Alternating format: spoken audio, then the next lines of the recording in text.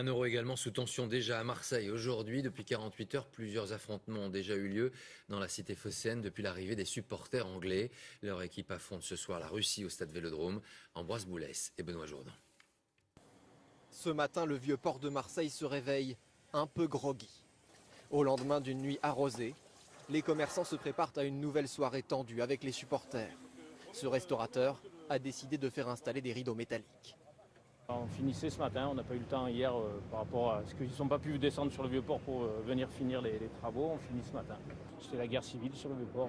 Donc nous, il a fallu qu'on ferme à 18h30 et terminer pour la soirée, quoi. Toute la soirée, l'atmosphère est restée électrique. Les supporters anglais affrontent les CRS à plusieurs reprises et répondent aux provocations de certains Marseillais par la bagarre. 8 sont interpellés.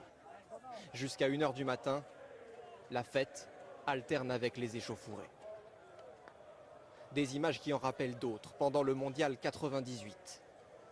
En marge du match Angleterre-Tunisie à Marseille, 48 blessés. 2 jours d'émeutes violentes qui ont marqué les mémoires.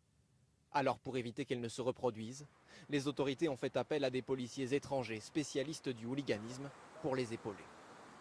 Ils viennent renseigner les policiers français afin d'avoir à l'œil de façon très précise et de suivre de très près ces potentiels fauteurs de troubles afin d'éviter qu'ils passent à l'acte.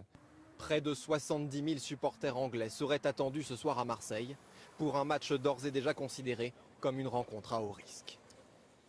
Et on va retrouver en direct Ambroise Boulès. Ambroise, c'est une longue journée qui s'ouvre pour les forces de l'ordre dans la cité phocéenne.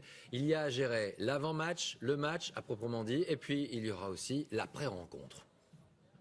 Oui Laurent, et après l'ambiance agitée de la nuit dernière, on peut dire que les policiers sont sur les dents. Aujourd'hui à Marseille, ils seront plus de 1000 à être mobilisés en ville, 300 CRS venus en renfort, en plus des milliers de stadiers et de bénévoles qui seront là pour encadrer les supporters anglais et russes.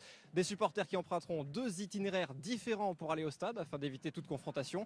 Et puis il y aura l'après-match. Les autorités ont déjà prévenu qu'elles seraient très sévères envers tous les fauteurs de troubles. Les auteurs de violences encourront des obligations de quitter le territoire pour les étrangers et puis des interdictions de stade. Sachez enfin que le tribunal de Marseille a lui prévu de doubler ses capacités d'audience la semaine prochaine. Merci Ambroise. Dans l'actualité également.